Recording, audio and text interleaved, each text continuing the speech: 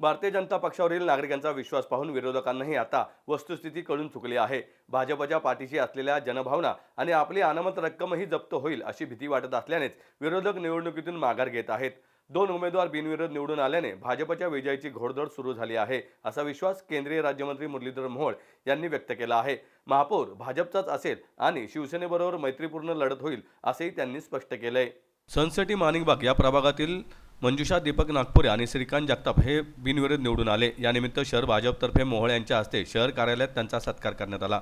शहर अध्यक्ष धीरज घाटे, आमदार भीमराव तापकीर, दीपक नागपुरे, रवींद्र साळेगावकर, विकास दांगड आदी यावेळी उपस्थित होते. पंतप्रधान नरेंद्र मोदी आणि मुख्यमंत्री देवेंद्र फडणवीस यांच्या नेतृत्वात देशात आणि राज्यात विकासाची मुहूर्तमेढ रोवली गेली आहे. महायुती सरकारच्या माध्यमातून पुण्यात देखील मोठ्या प्रमाणात विकास कामे होत आहेत. त्यामुळेच पुणेकरांचा भाजपवरील विश्वास आणखी दृढ होत असल्याचं मुरलीधर मोहोळ यांनी सांगितलं. शिवसेनेसोबत मैत्रीपूर्ण लढत महापालिका निवडणुकीसाठी आम्ही सातत्याने शिवसेनेसोबत युतीची भूमिका मांडत होतो. अनेक वेळा चर्चाही झाली, मात्र काही जागांवर एकमत न झाल्याने शिवसेनेसोबत मैत्रीपूर्ण लढत होईल. हिंदुत्व आणि विकासाच्या मुद्द्यावर लोक आमच्यासोबत आहेत.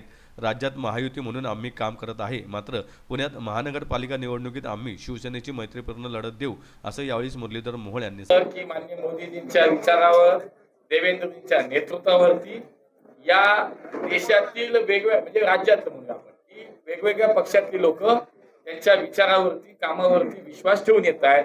त्यांना सगळ्यांना संधी. आमचे नाना सगळ्यात चांगलं उदाहरण. आता तुमचं सगळं खोटं ठरतंय बघा.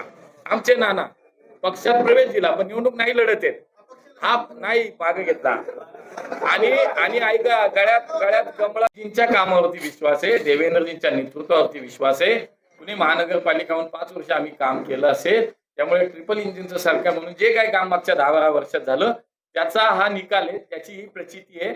आणि त्यामुळे तुम्हाला देशभरात नाही राज्यभरात तुम्हाला कुठेही जा असंच उदाहरणं का मिळणार आहे?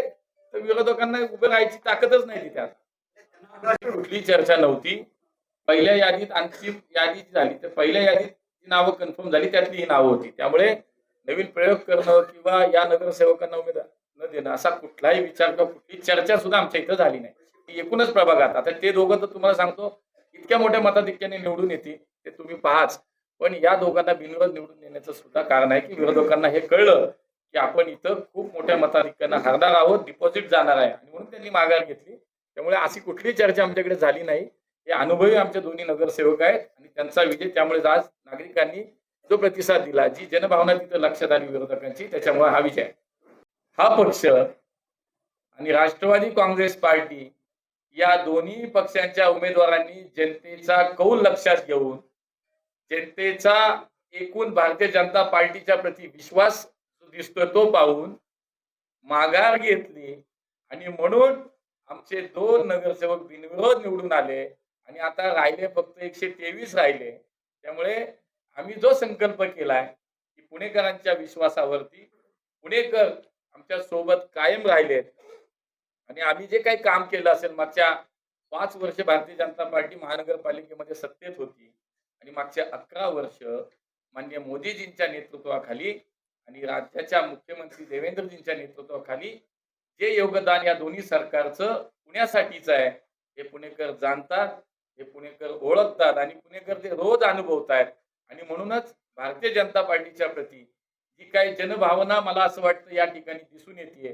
त्यामुळे उमेदवार गोळा करून आणलेले जे काही गोळा करून आणलेले उमेदवार होते, शेवटी त्यांच्या लक्षात आलं इथं काय आपली डाळ शिजणार नाही आणि म्हणून याच पुणेकरांच्या विश्वासावरती पुणेकर हे आमच्या सोबत राहणारे हे जेव्हा ओळखलं जाते तेव्हा माघार ही निश्चित होतीये.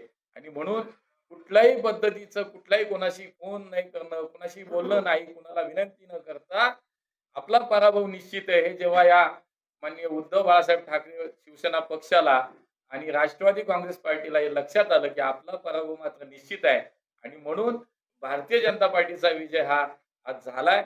आमच्या मंजुषाताई आणि आमचे श्रीकांतजी जगताप हे गेले अनेक वर्ष त्या भागाचं प्रतिनिधित्व करतात. दोघेही जुने नगरसेवक म्हणून, अनुभवी नगरसेवक म्हणून त्या भागात काम करतात. जनतेला निश्चितपणे हे माहिती होतं की ही माणसं समाजाच्या सुखदुःखात उभी राहतात.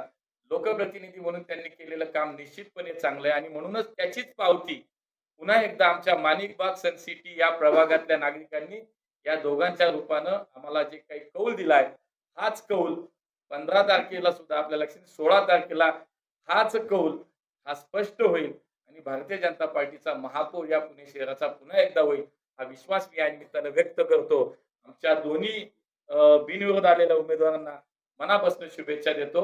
खूप खूप धन्यवाद.